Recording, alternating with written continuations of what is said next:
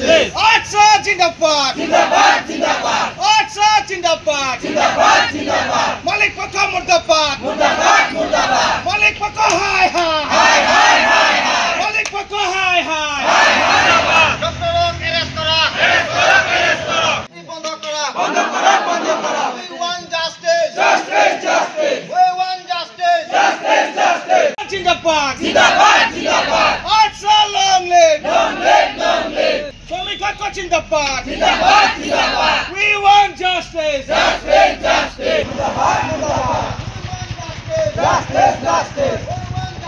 Justice, justice. Shomik Jindabad. Jindabad, Jindabad. Doktorok arrest korok. Arrest korok, arrest korok. Managerok arrest korok. Arrest korok, arrest korok. Kam nai. Kam nai, kam nai. Arsa Jindabad. Jindabad, Jindabad. Atwa Jindabad. Jindabad, Jindabad. আপোনালোকে চাবলৈ পাইছে পাৱৈ চাহ বাগিচাত আজি ইমান ডাঙৰ দুখ হৈছে কেৱল মাত্ৰ পাৱৈ চাহ বাগিচাত নহয় সমগ্ৰ অসমবাসীয়ে ইতিমধ্যে গম পাইছে যে বেমাৰী কঢ়াই নিয়া এখন এম্বুলেন্স যি নেকি এক্সিডেণ্ট হৈছিলে 5জনকৈ যুৱকে আজি নেকি আমাৰ মৃত্যুবৰণ কৰিছে তাৰ পাছতো আমি আজি বাধ্য হৈছোঁ আমাৰ এই দুখৰ মনেৰে আমি বাধ্য হৈছোঁ আজি আন্দোলন কৰিবৰ কাৰণে আৰু মই ভাবিছোঁ ইয়াৰ দায়ী কিন্তু এই মেডিকেল অফিচাৰ যোন আছিলে পাৱৈ চাহ বাগিচাৰ সেইজন দায়ী হয় আৰু সেইকাৰণে দায়ী হয় কাৰণে আপোনালোকে গম পাইছে ডায়ালিচিছ কৰা পেচেণ্টক কিন্তু এটা সৰু এম্বুলেন্সত 12জনকৈ ব্যক্তিক লৈ গৈছে এই 12জন ব্যক্তিৰ মাজত কিন্তু ডায়ালিচিছ কৰা পেচেণ্ট আছিলে এইটো জানো সম্ভৱ হয় মই আজি সুধিব বিচাৰিছোঁ মুকলিকৈ আপোনালোকৰ চেনেলৰ মাধ্যমেদি এটা ডায়ালিচিছ কৰা পেচেণ্টক জানো এনেকৈ কুকুৰাৰ হাজা ধৰে এনেকৈ লৈ যাব পৰা যাতে সম্ভৱ হয় জানো আৰু ইয়াৰ কিন্তু মই ভাবিছোঁ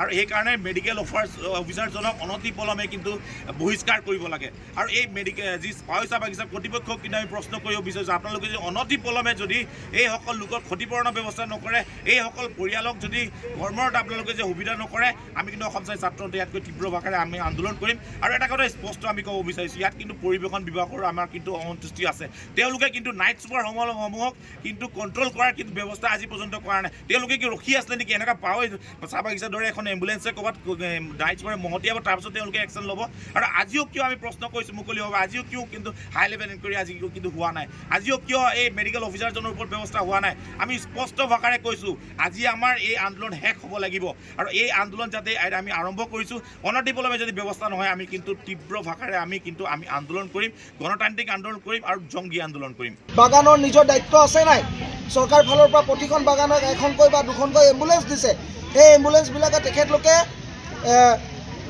ৰোগীক লৈ নগৈ কিন্তু মানে তেখেতলোকে শ্ৰমিক আনিবলৈ ব্যৱহাৰ কৰে এই মেনেজাৰবিলাকে নিজে দামী দামী গাড়ী ল'ব বাগানত ফুৰিব আৰু তেখেতলোকে আমাৰ শ্ৰমিকৰ ওপৰত অত্যাচাৰ কৰি থাকিব মালিক পক্ষৰ পৰা কেনেকুৱা ধৰণৰ সহায় পাইছে আপোনাক মালিক পক্ষৰ পৰা তেখেতলোকে কৈ আছে তেখেতলোকে গৈ আছে ট্ৰিটমেণ্ট কৰাই আছে ইমানে কথা গম পাইছোঁ কিন্তু এটেণ্ডেণ্টে আমাক কৈছে যিসকল এটেণ্ডেণ্ট ইয়াৰ পৰা গৈছে শ্ৰমিকৰ লগত বা ৰোগীৰ লগত যিসকল এটেণ্ডেণ্ট আছে তেখেতলোকে কৈ আছে যে তেখেতলোকে খাবলৈ পোৱা নাই 4 দিন হৈ গ'ল যোৱাকালি চিটি স্কেন হৈছে তেতিয়াই গম পাইছোঁ যে আমি মানে চিকিৎসা কি ধৰণে হৈ আছে মেনেজাৰৰ যেতিয়া অসুখ হয় বা কিবা হয় তেখেতলোকৰ VIP ট্ৰিটমেণ্ট শ্ৰমিকৰ কিয় VIP ট্ৰিটমেণ্ট নহয় ইয়াত কোনোবা এটা থাৰ্ড পাৰ্টি সোমাই পেলাই মেনেজাৰৰ লগত বা মেনেজমেণ্টৰ লগত মিলি পেলাই আমাৰ শ্ৰমিকৰ ওপৰত এনেধৰণে মানে দুৰ্নীতি কৰি আছে বুলি আমি অসম চাইনিজ ছাত্ৰ সন্থাৰ ফালৰ পৰা আমি ডাউট কৰিছোঁ মৃত্যু হ'ল প্ৰতিটা ফেমিলিক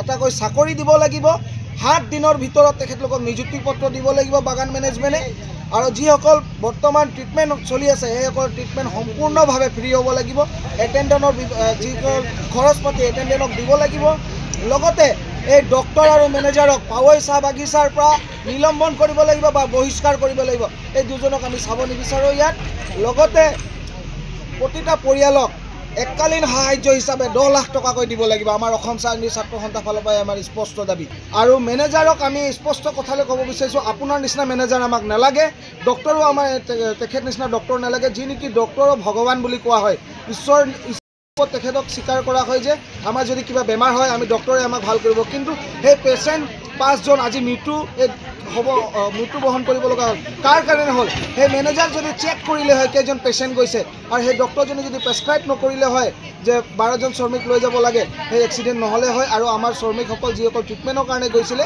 সেই ট্ৰিটমেণ্ট কৰা শ্ৰমিকসকল আজি পাৱৈ চাহ বাগিচাত ঘূৰি আহিলে হয় আৰু এটা কথা গম পাইছোঁ শ্ৰমিকৰ পৰা যিসকল ডায়ালিচিছ পেচেণ্টৰ 11:30 বজাত তেখেতলোকৰ ট্ৰিটমেণ্ট সম্পূৰ্ণ হৈ যায় কিন্তু 5টা বজালৈকে তেখেতলোকে আন যিসকল ৰোগী থাকে তেখেতলোকৰ কাৰণে তেখেতলোকে ৰখি থাকিব লাগে গতিকে তেখেতলোকে পেচেণ্টৰ ওপৰত হেতালি খেলি আছে শ্ৰমিকৰ ওপৰত হেতালি খেলি আছে আমি অসম চাহ যদি ছাত্ৰ সন্থা এই পাৱৈ চাহ বাগিচাৰ যি হেড আছে কলকাতাত বহি থকা ডাঙৰ চকীত তেখেতলোকক আমি ক'ব বিচাৰিছোঁ যে আটছা আমি অসম চাহ ছাত্ৰ সন্থা ডিগবৈ শাখাই এজন মেনেজাৰক কিন্তু আমি কিন্তু ইয়াত গ্ৰহণ নকৰোঁ এজন মেনেজাৰক কিন্তু ইয়াৰ পৰা ট্ৰান্সফাৰ দিব লাগিব নহ'লে কিন্তু পৰিস্থিতি ভয়াৱহ হ'ব